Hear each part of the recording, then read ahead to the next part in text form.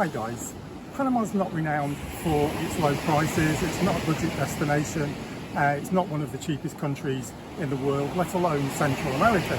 However, in this video I'm going to show you a handful of things which I think are superb value and may be hard to beat in almost any other country.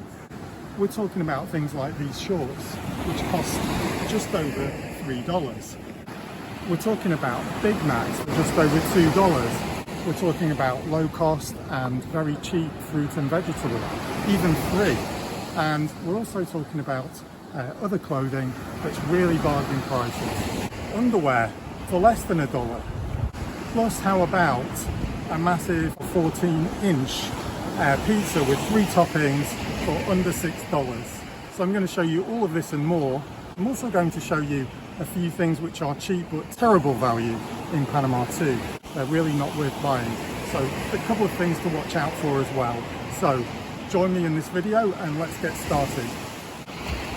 Leonardo's is a superb budget option when you want to dine out or get a takeaway. Their menu offers a whole host of very good value offers, but to me the lead one is the 14-inch pizza with 3 additional toppings for just $5.99. So you've already got the tomato on there and the cheese, but for example, I like to add onion, delicious pieces of yellow marinated chicken and pepperoni. Now the great thing is you can also add each extra topping you want just for $1 extra. So it's not like it's a lot of money to take it to another level beyond that. And that pizza is easily good enough for 2 people with a bit to take home afterwards. And if you're eating in the restaurant and you want to take the leftovers home, just ask at the desk and they'll give you some foil and some wrapping and a bag to take it home with. Very, very accommodating. So Leonardo's is a really good value option when you're in Panama if you want to dine out on budget or you want something to take home. And they're all over the place. They've got more than 25 restaurants in Panama, from Chorrera, Araijan, Coronado, Santiago, David, Chitre, and many around the capital city, including 2 in Holbrook Mall. One thing that's really amazing in Panama is just how low the cost of clothing can be. Now, obviously, it's not all clothing, and it's not all clothing in the following stores that I'm going to tell you, but there is a really good selection of it in these stores. If you have a good look around, you'll always find real bargains when it comes to male and female clothing. The first one is El Costo. In fact, El Costo is where I got the swimming shorts that you saw at the start of the video. Just cost me over $3. And there's plenty of other options where these came from. You can find El Costo stores all over the place. There's a really big one in, for example, Holbrook Mall. And the other one I would recommend is Titan. That's also in Holbrook and loads of other locations.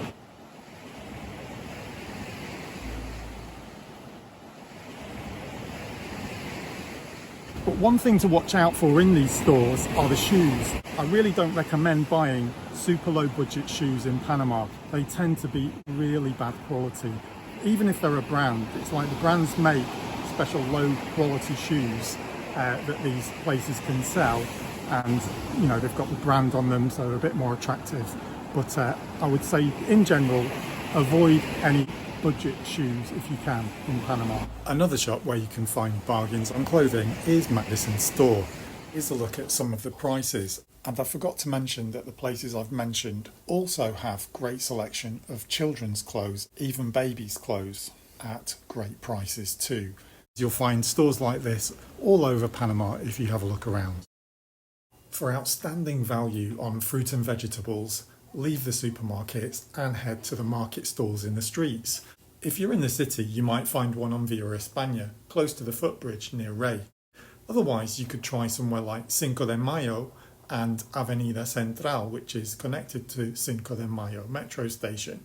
There you'll find a huge variety of market stalls in the streets, but always remember these 3 things. First of all, a market stall doesn't guarantee a better price than a supermarket. Some market stalls have their own little bubble of prices, whereas others have super prices. So shop around and always look out for a bargain. Don't be discouraged when you see 3, 4, 5, 6 stalls at similar prices Go and check out a few more if you want to get the real best price possible. The other thing is, if you're going around places like Cinco de Mayo, avoid going down side streets, avoid going at night, and just be that little bit extra careful. There are certain things that can happen there, which I'll explain in my other videos about security and safety. But generally, just take extra care and don't have a lot of valuables on you. And finally, to avoid getting bad fruit dumped on you, always be firm but friendly in stating that you want to pick your own fruit and look it over extremely well. Sometimes even under the labels on apples and things like that, they've hidden the damage. But you'll find a much higher defect rate among the fruit in the street than you will in a supermarket. Particularly watch out for bags of tomatoes and things like that.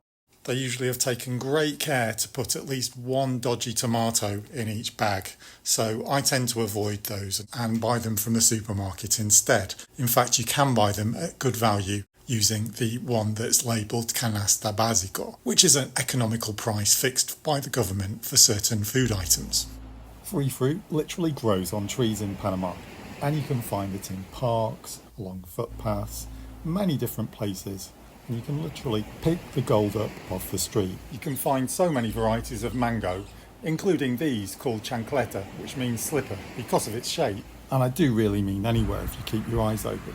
But particularly you can find them in the ex-US canal zone. The US military planted mangoes all over the place in the canal zone. Places like Holbrook, Panama Pacifico, Balboa, Cerro Ancon and Gamboa. But you'll probably find great fruit in season at your local park or taking a walk somewhere local.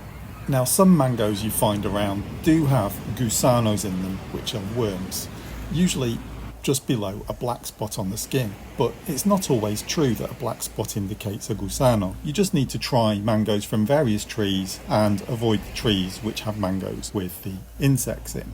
You can also find these yellow fruit called ciruela, which is cherry, all over Panama, also known as jobe or jacote.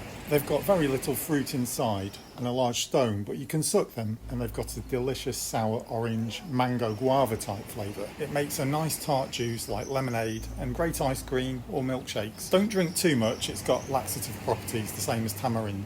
And you can also find tamarind in quite a few places, but the one that's probably the greatest catch is the custard apple, and you're probably better keeping it to yourself if you find them growing somewhere. But my favourite are the mamon, also known as queñepas. They've got an incredible sweet caramelised flavour, and you can find them all over the place too. For example, we found them here in the park in Punta Barco, close to Coronado. And these here are in the park in Lidicey, Capira. And if you want to take them to another level, you can caramelise them in cane sugar. Another thing to appreciate in Panama is that both the metro and metro bus cost under 50 cents per journey, apart from line 2 on the metro, which is 50 cents per journey. That's absolutely an amazing value for a service that's clean, reliable, safe and modern. In fact, Panama's metro system is up there with Singapore's. It's one of the best in the world. It's just so efficient, easy and good value to get around Panama City using public transport. To get 2 Big Macs for around $2 each, all you need to do is buy anything from McDonald's. Once you get your receipt, turn it over. On the back you'll find a link to take a small survey. When you complete the survey, you'll get a coupon that you can just show when you're buying 2 Big Macs for the price of 1. So that works out 2 Big Macs for the price of 1 at around $2 each.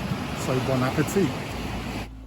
Last but not least, it can be very cheap to receive things imported from the United States using logistic companies like PGT that you can see here. Just one example, I bought my iPhone directly from Apple, got it sent to them, they imported it and it cost me $5.50.